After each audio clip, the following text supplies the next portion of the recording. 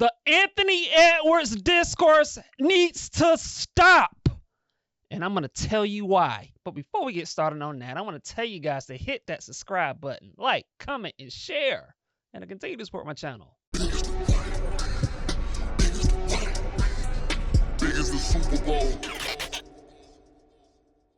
The Anthony Edwards discourse has gone way out of control. And quite frankly, it needs to stop. I mean, I've heard all week about how Anthony Edwards is not the face of the league. He's overrated. He's not that guy. He's not Michael Jordan. He's Can't-Man. He's all of this, and he can't lead a team. Everything that people have been mentioning, calling out Anthony Edwards. I mean, I've heard everything.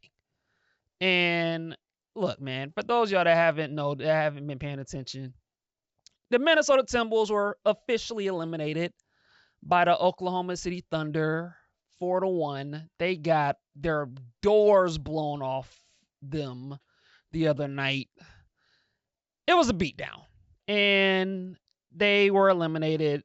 And to no surprise, I mean, the Oklahoma City Thunder were the better team in that series. They were obviously that in 5 games. The T-Wolves lost to the Oklahoma City Thunder 4-1. I picked the Oklahoma City Thunder to win that series in 6 games. And so, look, it was a little bit more of a lopsided affair, more than I anticipated. But I'm not surprised that the Oklahoma City Thunder won that series. I mean, clearly they're the better team. I thought they were the better team coming into the series. They were the better team all year. They won 68 games, while the Minnesota Timberwolves won 49 games. The Minnesota Timberwolves were the 6th seed. I mean, what are we doing here? Like, it shouldn't be no surprise that the Oklahoma City Thunder won. But with that out of the way, and like I said, congrats to the Oklahoma City Thunder. Like I said in the last episode, I think the Oklahoma City Thunder winning the championship is inevitable. I think they're gonna beat whoever comes out of the New York Knicks Indiana Pacers series, and I'm assuming at this rate is gonna be Indiana. And so, like I said, the Anthony Edwards thing is bothering me a little bit. Like, I'm like I said, I am dumbfounded by the criticism that Anthony Edwards has gotten in recent days, especially since what was the series that was the game when Anthony Edwards took 13 shots. Was it game 4? And so ever since that series, it feels like the criticism has gone way too far in the deep end on Anthony Edwards, and I'm tired of it. I'm sick of it. Let me give you guys a perspective when it comes to Anthony Edwards. This dude is 23 years old. He's 23. Anthony Edwards just completed his 5th year in the NBA. Anthony Edwards, throughout his career in these NBA playoffs, he's played in 42 playoff games. During his 42 playoff games, Anthony Edwards, for his playoff career, has averaged 27 points, 5 assists, and 6 rebounds on 47% shooting and 37% from 3. This is what Anthony Edwards has done throughout his playoff career. Anthony Edwards, this year in these NBA playoffs, finished averaging 25 points, 8 rebounds, 5 assists on 45% shooting and 35% from 3. Those are very good playoff numbers from Anthony Edwards. And look, just because he had a few bad moments in a series against arguably one of the best defensive teams that I've ever seen in my life doesn't mean that people in the media atmosphere have to come up with crazy narratives to discount what Anthony Edwards has done throughout his playoff career. This is a superstar we're talking about here. Anthony Edwards, Yeah, he has. He had a couple of bad moments against the Oklahoma City Thunder. The Oklahoma City Thunder literally just the series before made Nikola Jokic, who many people consider to be the best player in the world, the Oklahoma City Thunder throughout half of that series made him look normal. This is what Oklahoma City does. And Anthony Edwards, like, okay, he's had a couple of bad games or iffy games. Or I'm not even going to say he's had bad games because I don't even think he played all that bad. But maybe he wasn't dominant in the series against the OKC Thunder. It's okay. Struggles happen to everybody. LeBron James, it took him 9 years for him to win a championship. And he had to switch teams. He had to leave Cleveland and go to Miami for him to win his title. Michael Jordan, who many people, including myself, believe is the GOAT, he didn't win his first championship until his 7th year. I mean, progress isn't always linear. Most of the time, these athletes, especially in the NBA, these star players, they have to go through a little bit of struggle to get to the top. That's just the way it is. And I don't know. Like, to me, I look at Anthony Edwards and I think he's right. I think he's right on track. And actually, if anything, if you want to be honest with Anthony Edwards, I think he's above progression. Like, I think he's exceeded my expectations throughout these playoffs and, quite frankly, this season. Like, the Minnesota Timberwolves were in the Western Conference Finals for the second year in a row. The second year in a row, the Western Conference Finals for the Minnesota Timberwolves. And this is despite them having Karl Anthony Towns last season. They traded him. They get Julius Randle. You had to incorporate him into your team, and you had to organize him and get him comfortable with, the players that he has around him. And despite all, and it took them a little time. And despite all that, you're the 6th seed and you win 2 playoff rounds and you get to the conference finals. Like, that's a big deal. That is a big deal. And Anthony Edwards, to me, deserves a lot of credit for how he's able to incorporate a Julius Randle into the equation. And so I look at where Anthony Edwards is in his career and what he's done. I think it's incredible. I think Anthony Edwards, his progression as a player is incredible. This is a guy that's already one of the top 5 or 6 players in the league. And I've mentioned this before, but I wasn't always the biggest Anthony Edwards fan when he was coming out of Georgia. Like, I did not see this progression coming from Anthony Edwards. Like, I looked at Anthony Edwards when he was at Georgia, and I thought he was a guy that took a lot of bad shots. He didn't always attack the basket. He set up for a lot of threes. He wasn't efficient. Like, I thought he was a little bit of a project when he was at Georgia. And I thought it was going to take him a little bit of time for him to incorporate himself into the league. But the moment he stepped foot in the NBA, and look, it took him a couple of months for him to adjust. But when he adjusted as a rookie, he's never looked back. Like, I thought he was very good the second half of his rookie year. And from year 2 to year 3 to year 4 to year 5, this is a dude that's gotten better and better and better. And he's gotten better quickly. He's gotten better rapidly. This is a guy that's gotten better shooting the ball. This is a guy that's gotten better as a playmaker, as a passer. And I think we saw the passing improvement this season.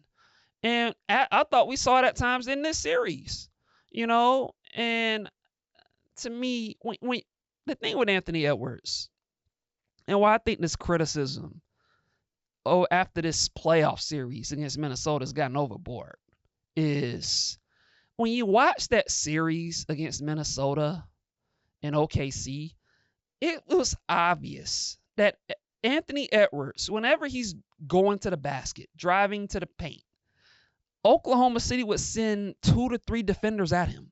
I mean, imagine if you're Anthony Edwards and you're guarded by Lou Dort or Cason Wallace or Jalen Williams. Physical, athletic, long, agile perimeter defenders. And you have to fight your way and dribble past them. And then once you get in the paint, you see 7'1" Chet Holmgren, who's long and tall and athletic. And you got Isaiah Hartenstein, who's also 7 feet. You got them 2 dudes in the paint. And they're walling off the paint, and they're forcing you to kick the ball off the shooters. And that's what Anthony Edwards was doing. Like, I saw a dude who was making the right reads, getting the ball to the right players. And unfortunately, you look at where Minnesota is, they weren't hitting shots, And now they were hitting shots in game 4, but it wasn't enough. And so, it's just kind of what it is. Oklahoma City's one of the best defensive teams in the league. I mean, they're one of the best defensive teams I've ever seen. And so, this happens. You're a very good player. You're a superstar caliber player, but you run into a team that's just better. And the Oklahoma City Thunder are better than the Minnesota Timberwolves. Just like when Michael Jordan ran into the Pistons in the late 1980s, guess what? Yeah, Michael Jordan was awesome, but guess what? The Detroit Pistons with Isaiah Thomas and Joe Dumars and Dennis Rodman, the Pistons were better until eventually, after 4 years, Michael Jordan eventually conquered his demons and ended up beating the Detroit Pistons. Because that's just kind of how it goes. Like, you lose and you go through some adversity, and guess what? You learn. You get those scars, and you learn from your errors, and you get better as a player year by year by year. And I think that's what Anthony Edwards is going to do moving forward. I think he's going to learn from this. I think he's going to work on his game, just like he said after that press conference when he was next to Mike Conley, when he was talking about how, that people were asking the question is like, do you feel that do you feel embarrassed or bad or whatever? I think that's what they were asking Anthony Edwards. And Anthony Edwards was like, no, I'm good, man. I'm happy. I'm 23 years old. I'm getting all this opportunity. If anything, I feel bad I let Mike Conley down. This is what Anthony Edwards said. And Anthony Edwards was like, man, I'm going to learn from this. I'm going to work harder than I've ever worked. I'm going to work harder than anybody. And I believe Anthony Edwards 100%. I think he's going to learn from this. He's going to work on his game. And he's going to be ready. I ain't worried about Anthony Edwards. And I think the people that are criticizing this dude are just out of their minds. Anthony Edwards is going to be fine. Don't worry about Ant-Man. If there's something to be worried about when it comes to Minnesota, in my opinion, is what are they going to do to augment their roster around Ant-Man? Because I think if there's one thing we saw in that Minnesota OKC series, is that I think the Minnesota Timberwolves are going to have to make some tweaks and some adjustments. And I think the one thing that I'm mentioning, as far as I think what Minnesota's going to have to do, is they're going to have to figure out who's their point guard of the future. Is it Rob Dillingham, who they traded an unprotected first round pick in last year's draft to get, the point guard from Kentucky? Can he step up next season? Is he the guy? Because we know Mike Conley, and look, huge respect for Mike Conley. He's had a great career, awesome career. He's played a long time in this league, and for him to play as long as he has, for him to produce the way he's been able to produce over these years should be commended. But let's just be honest with Mike Conley. His best days are behind him. I think he's bordering on retirement over the next 1 to 2 years or so. He's almost 40 years old. He doesn't have no springs anymore. And so if you're the Minnesota Timberwolves, you have to find a young point guard or a young guard who can score and get in the paint that can that can take some pressure off Anthony Edwards. I think that's their number one objective for this offseason. If I'm the Minnesota Timberwolves, can either Rob Dillingham, the guy that I drafted, do you trust him enough to be that guy next to Anthony Edwards who can run the show, distribute, get in the paint, take some scoring pressure off Ant-Man? Can he be that guy? Or maybe, just maybe, if you're the Minnesota Timberwolves, maybe you look into the trade market. Maybe you look at, a Darius Garland from Cleveland, because, there are reports coming out is like Cleveland's open to moving, everybody except Evan Mobley and Donovan Mitchell. And like maybe they're open to moving to Darius Garland or Jared Allen. If you're the Minnesota Timberwolves and you don't have much faith in Rob Dillingham, maybe you look at a Darius Garland. I think he will make some sense for the for the Minnesota Timberwolves when that's to Anthony Edwards. I would be intrigued with the Anthony Edwards Darius Garland backcourt. I'm intrigued with that. Maybe you look into that. Maybe you look into Trae Young and look out with the Minnesota Timberwolves fans watching this channel right now. Sorry, but you ain't getting Trae Young. Like Trae Young ain't going anywhere. He's gonna be an Atlanta Hawk for the foreseeable future. Just letting y'all know that. But maybe if you're the Minnesota Timberwolves, maybe you place a little bit of a phone call. Maybe you monitor it or something. But you're probably not getting Trae Young. Sorry. So, I think if you're Minnesota, maybe you're looking at, maybe you are banking on Rob Dillingham, or maybe you want to have some discussions with Cleveland about Darius Garland. Those could be some options. But regardless of what Minnesota does, I think finding that backcourt mate that can score and run the show and that can take some pressure off Anthony Edwards, I think that has to be the highest on the priority list if you're the Minnesota Timberwolves. So I think that's something that Minnesota needs to look into doing. And I think the other thing I think Minnesota's got to look into doing is, look, Rudy Gobert, I think he's a Hall of Fame level center. He's one of the best defensive centers of this generation over the last 10 years. I got it. He's also getting older. He's 32 years old. So I think if you're the Minnesota Timberwolves, maybe you look into finding a younger option at center. Particularly maybe in this draft, maybe you look at a young center to draft. And so I think that's something that I think Minnesota has to look at as well. And obviously, you want to make a decision on Julius Randle. Like, do you move on from Julius Randle? Do you make a run at Kevin Durant this summer? Because the Minnesota Timberwolves, they've been in a Kevin Durant rumor mill for the last few months. Reportedly they went after him at the trade deadline. Maybe you look into revisiting that if you're fed up with Julius Randle, or maybe you keep Julius Randle.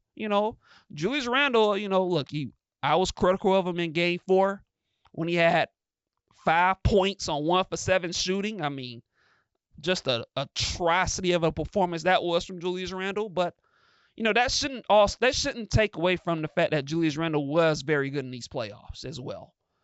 He was very good in the playoffs. And so Minnesota has a lot of options to look into. They got some decisions to make with their roster. Specifically more so, I think figuring out who can be your point guard long term next to Anthony Edwards. I think that has to be a priority. And I think if you're the Minnesota Timberwolves, if you do, you're gonna have to figure out a way to develop Rob Dillingham, because I think he has some talent. I was watching him last year at Kentucky. I think he has some real talent and some real skill.